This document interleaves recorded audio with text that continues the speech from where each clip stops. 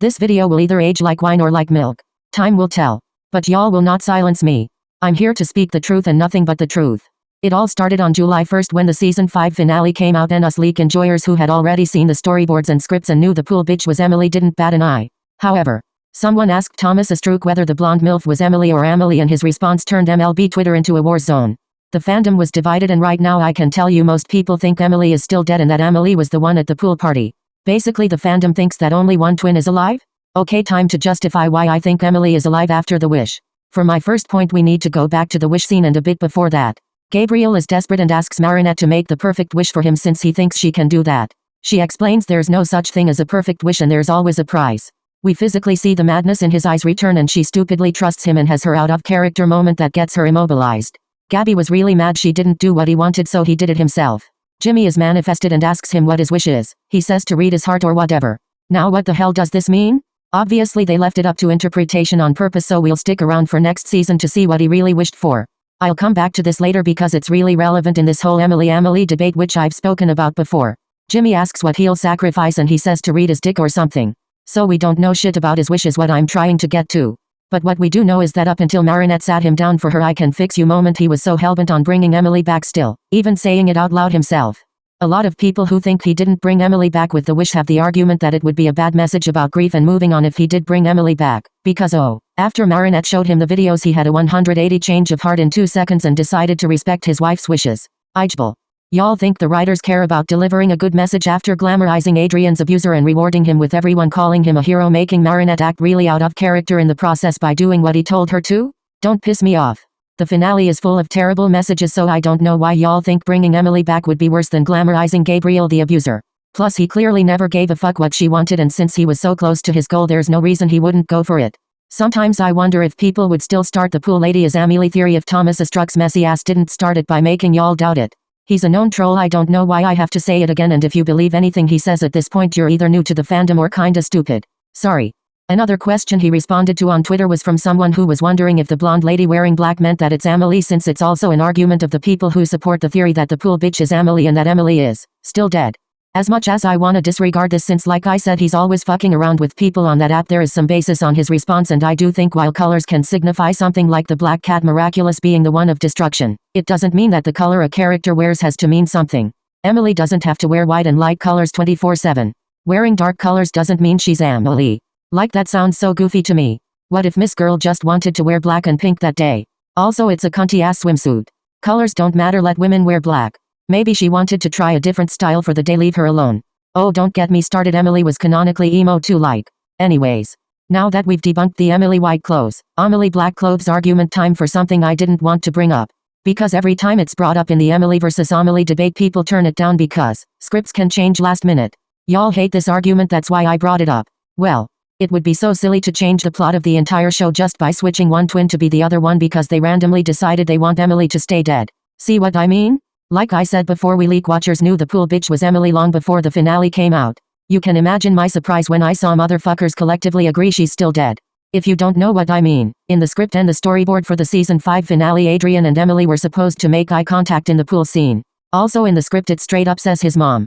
But oh no, they changed it, that's why they cut that part out so they don't look at each other. Because the blonde lady can't be his mom if he doesn't look at her for a few seconds, am I right guys? See how stupid that sounds? To me this doesn't mean that it's Amelie just because he didn't look at her. It's just another case of cutting out an important scene, which has been a recurring theme this season. They've cut more important scenes like Andre publicly announcing his divorce with Audrey on collusion and Alia apologizing to Marinette in confrontation. Either they didn't think it would be such a big deal to people if he didn't look at his mother and didn't think eye contact would mean to the audience that it really is Emilie, or they did it on purpose and had Thomas make the fandom doubt what they thought they knew so he can keep people interested for season 6 to find out who it really is. Which I can tell already is working because I've witnessed people on my timeline switch from I'm dropping the show after season 5 to I need to know if it really is the twin I think it is. I've spoken about this being a marketing strategy in another video already, but I thought I'd mention it again. Another thing is, if Gabriel didn't bring Emilie back, Adrian would be an orphan. And I don't mean Lila Rossi Esther type of orphan. Like no parents. I highly doubt they would take it to that direction since they've been shoving Emilie being such a good mother down our throats. All that dick riding for Emilie only to never let us see her parenting Adrian? Make it make sense. But oh, it doesn't matter if Emilie is dead because Nathalie can be his parent now. Girl, be serious. Emilie and Nathalie will be Adrian's mothers? Trust. The Adrian orphan jokes are already starting, OMG. Moving on. If you believe Emilie is still dead, I have a question for you. Why the hell would they remove Emilie's statue and put one of Gabriel who just died if she's dead too? That's so tone deaf. And I better not hear shit about this symbolizing Adrian moving on, because no it doesn't. Removing her statue if she's dead will never sit right with me. Adrian had already moved on months before Gabriel died, so why would he agree to take the statue away just now? Makes zero sense. Okay, so after a few months they'll take down dead man Gabriel's statue too, and it's fine by the public's point of view? Like he's still dead. Another stupid point I've seen debunked. Next. Going back to the moment Gabriel rises up with Emilie before the explosion. Some people think this is when he joined her in death. Well no. Gabriel is going to hell, his ass is not joining her. I'm not even religious, but genuinely what makes y'all think Emilie would peacefully have him around in whatever afterlife she's at? Even though she never died, this is a coma. All jokes aside, him rising up with her does not mean they died together. They switched places. Quick question, if Emilie is in a coma and he sacrificed assuming his life for her or what's left of it, wouldn't they just switch places? As in him in a coma and her with the cataclysm? Even if you still don't believe he brought Emilie back, no matter who he sacrificed himself for, wouldn't they get what he had? Like that's weird to me. Emilie cataclysm era? Anyways. I'm sure the writers didn't think this through as usual and will not give anybody Gabriel's cataclysm. Another thing. Does Gabriel have to sacrifice someone of the same impotence to him as the person he wants to bring back? Because let's say he gives his life for Nathalie like some of you think he did. Could he sacrifice a random ass civilian for Emilie? No clue. Probably not. But if Emilie wasn't mentioned in the wish and it has nothing to do with her, why did she float up in the air like that? Explain that to me without the corny ass she joined him in hell, because you can't. If the wish had nothing to do with her, she wouldn't be affected by it and her corpse would still be there in the basement. See how no matter what his wish is, it doesn't make sense? So many possible scenarios and there are holes for every single one. That's why I keep saying to stop expecting to see something that makes sense. One thing I've come to realize all my years watching this show is that nothing makes sense. Recently we got the season 5 finale on Disney Plus with an audio description, and when it gets to the pool part scene, the narration lady refers to blonde bitch as Emilie. Gorilla serves drinks to Natalie and Emilie. I don't think it's the British ass accent. I do think they said Emilie. The same narration people have dubbed adoration. When Zoe confesses to Marinette and looks at her, they refer to her as Chloe. Chloe gazes affectionately at Marinette. See what I mean? When this clip was spread on Twitter, people thought they had confirmation it was Emilie and that Emilie was dead. Well no. Because whoever writes these audio descriptions had mixed sisters up before. Like it's a pattern here. So obviously I think it's BS. But oh, you're wrong and delusional, it's Emilie. What's that? Chloe confessed to Marinette? Okay, period. Let's go with that if we're believing the audio description. Let's all start calling Zoe Chloe because the narration lady said she's Chloe. Another thing. As the #1 Amelie stan in the miraculous fandom, I can't believe y'all would doubt me when I say she's not the one at the pool party. Like that's not my wife. My wife Amelie has platinum blonde hair. The pool bitch has yellow hair, and no, it's not just the lighting. You know who has yellow hair? Exactly. Emilie. Not yellow, but y'all know what I mean. Emilie's hair color has a warmer tone compared to Amelie's that is cooler, almost the poppy type of blonde. Also, if you turn up the audio during the part Gorilla serves her a drink, she says yeah. You can't convince me that's Amelie's voice actress. Because it's not. Hear for yourself. Now the difference between Emilie and Amelie's voice is very clear if you've ever heard them speak for even a second. Like they have very distinguishable voices. Emilie, voiced by Laura Post, has a stronger, more nasally voice. Emilie, who is voiced by Colleen O'Shaughnessy, has a way softer, sweet voice. Like that yeah was not Emilie. Do not try to gaslight yourselves to think it is. And to the people wondering where Emilie is, if this is Emilie since her son is there too, did it register to y'all that it's not that serious and that Emilie was sleepy so she didn't go? It can be that simple. And even if I'm wrong about the pool bitch and it ends up being Emilie, Emilie could still be inside prepping snacks for the kids. Or Emilie could be inside prepping snacks for the kids. You know what, I take back the first thing I said in this video. This will not age badly because I know that Emilie is alive even if she wasn't at the pool party. Her man brought her back like he intended to. Like I know y'all saw the insanity in his eyes before immobilizing Marinette.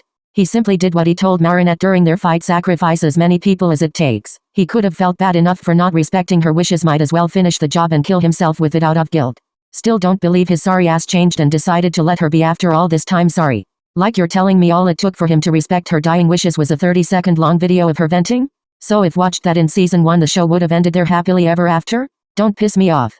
Also, he literally heard part of a video where she was talking shit about letting Adrian be free in representation before cursing at Nathalie the cripple, and collusion where he straight up scoffed when he heard her. From a storytelling standpoint, she has to be alive at this point. BC, we waited 5 whole seasons and 8 years to see her, and it would make no sense for her to still be dead. How did Gabriel sacrifice one person for 2? Good question. Now you're assuming Nathalie died and he only brought her back. Let me remind you that this is a show catered mainly towards kids, and I don't think they would show such a major character like Nathalie straight up dying before our eyes. Like, I just don't think she died here. Ladybug would be panicking 10 times worse, or the script would say she died, or the light left her eyes, or literally anything to indicate she died. So to me it just looked like she passed out from exhaustion. So if she were alive, Gabriel would simply pass her illness to someone else. And if she did die, who's to say he didn't go back to his sacrificing as many people as it takes? Minsut. He literally said himself before this that he would sacrifice as many people as it takes. I don't know why people think he'd just do a 180 out of nowhere. It doesn't make sense to me. So it doesn't have to be that 2 people died in Emilie and Nathalie's places. He made it very clear to everybody he only cares about himself. His priority was saving Emilie. He only saved Nathalie too because he felt guilty for taking her life like that. Y'all saw how he treated her right before she died. I don't have to explain why he would feel guilty and put her in the equation.